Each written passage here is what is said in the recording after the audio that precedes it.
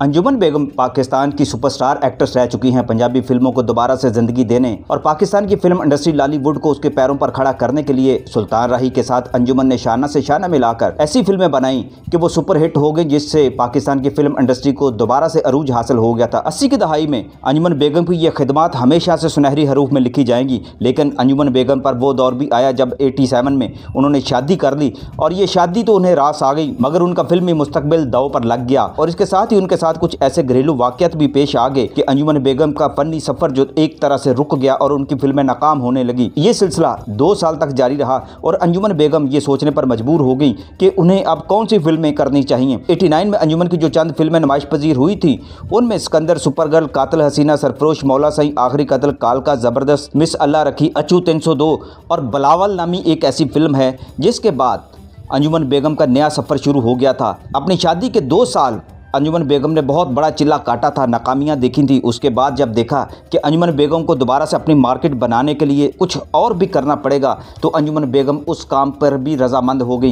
ये कोई तसव्वुर भी नहीं कर सकता था कि अंजुमन बेगम शादी के बाद इस कदर अपने आप में तब्दीली ले आएंगी। अंजुमन बेगम का ये रिकॉर्ड रहा है कि उन्होंने कभी नीम उरिया और उरिया अल्बास का कभी सहारा नहीं लिया था। चुस्त लाचा और कुर्ता उनका लिबास ज़रूर रहा था। बाजू और पिंडलियों की नुमाइश भी कोई गैर मामूली बात नहीं थी, बल्कि उसे तो दूसरी हीरोइनों के लिबास के मुकाबले में बेज़रर कहा जा सकता था। मगर जब अंजुमन ने एक मुख्तसर वक्फे के बाद दोबारा स्क्रीन पर जलवा फरमाई की तो एक जमाका से हुआ और अंजुमन का एक नया रूप फिल्म बीनों की निगाहों के सामने आ गया।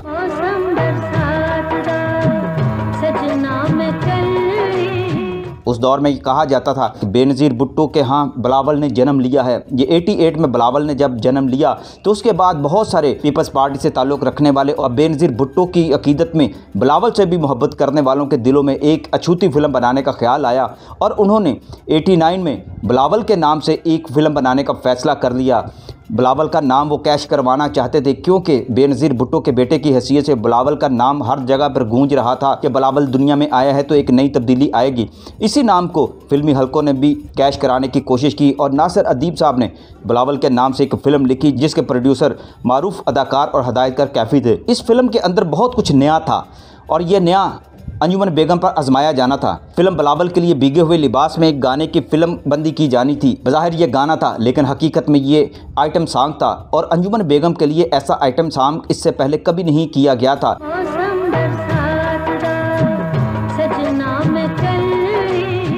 लेकिन अंजुमन बेगम को इसके लिए राज़ी कर लिया गया। सब लोग हैरान थे कि अंजुमन कैसे इस बात के लिए रजामंद हो गई हैं कि वो बेहयाई का प्रचार करने के लिए इस गाने की फिल्म बंदी करवाएंगी। ये अंजुमन ने इससे पहले कभी नहीं किया था। गाने की रिकॉर्डिंग के इंतजाम मुकम्मल कर दिए गए थे और कुछ देर बाद अंजुमन को बारिश में शराबूर होकर रक्स करते हुए दीवाना बार गाना गाते हुए देखा गया। अंजुमन का लिबास चुस्त कुर्ते और चुस्त लाचे पर मुश्तमिल था जिसमें उसके जिस्म का अंग अंग नजर आ रहा था। इस लिबास के कुर्ते के लिए फिल्म साज ने अपने घर से असली सोने और हीरे के बटन मंगवाए थे।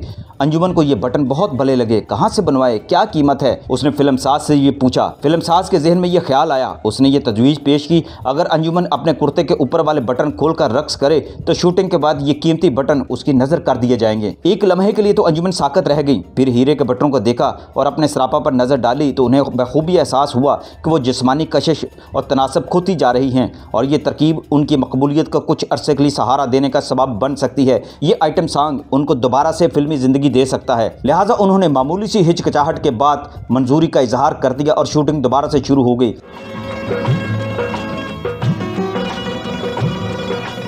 कुर्ते के बलाई बटन खोल दिए गए और फिल्म यूनिट वालों ने पहली बार वो नज़ारा देखा जो इससे पहले कभी नहीं देखा था। इस गाने और रक्स की फिल्म बंदी काफ़ी दिन तक जारी रही। अंजुमन पानी में भीगती रही, गाती रही और रक्स फरमाती रही और गाने फिल्माने वालों के दिल की धड़कनें तेज़ से तेज़ होती रहीं। हालांकि ऐसे ही गाने एक दिन में भी फिल्म बंद कर लिए जाते थे, लेकिन यह गाना ऐसा आइटम सॉन्ग बना कि अंजुमन की वजह से कई दिन तक इसकी शूटिंग जारी रही। बिलावल जब नुमाइश के लिए पेश हुई तो यह खबर पहले ही सब जगह फैल चुकी थी। तमाशाई अंजुमन के जिस्म की एक झलक देखने के लिए टूट पड़े और उनके पैसे भी वसूल हो गए।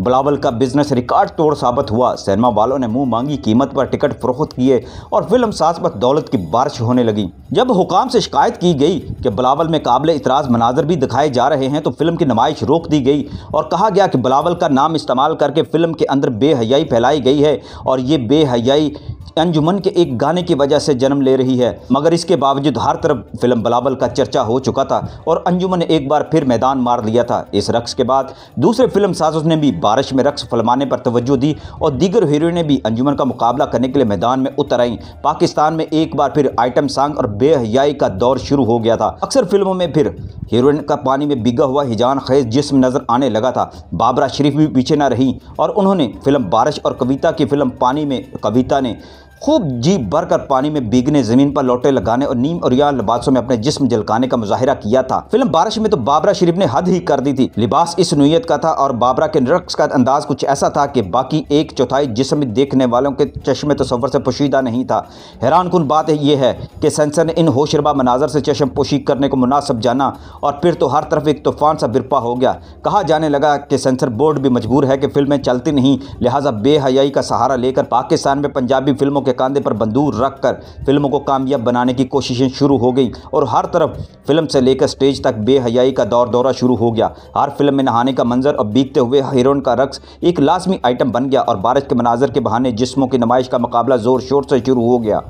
हर हीरोइन की कोशिश थी कि दूसरों को इस मुकाबले में पीछे छोड़ दे। आखिर जब अखबारात ने शोर मचाया तो फिल्म सेंसर बोर्ड वालों को भी होश आया और उन्होंने भी इस सिलसिले में एक हद फासिल मुकर्रर कर दी। फिल्म बिलावल को भी कुछ कांट छांट के बाद नुमाइश की दोबारा इजाज़त मिल गई, मगर उसका फिल्म वीडियो तो मौजूद ही था और अंजुमन के रक्स की पब्लिसिटी भी हद से ज़्यादा हो चुकी थी। इसलिए हर शख्स अंजुमन के जिस्म की झलक देखने के लिए बेताब था। इस मुकाबला आराई में भी अंजुमन दूसरी हीरोइन से पर बाजी ले गई थी। शायद इसका सबब यह भी था कि दूसरी हीरोइनें तो बहाने बहाने तमाशाइयों को वक्तन फ़वक्तन अपने जिस्म की झलकियां दिखाती रहती थी, मगर अंजुमन के लिए यह पहला मौका था। इस रक्स और गाने के जरिए अंजुमन ने ना सिर्फ अपनी दूसरी हम असर हीरोइनों को मात दे दी थी, बल्कि खुद अपनी अदाकारी की उम्र में भी इजाफा कर दिया था और हीरे के कीमती बटन जो हासिल किए वो बोनस समझकर उन्होंने रख लिए थे। फिल्म बिलावल के बाद तो अंजुमन का तूती काफ़ी अरसा तक फिर बोलता रहा।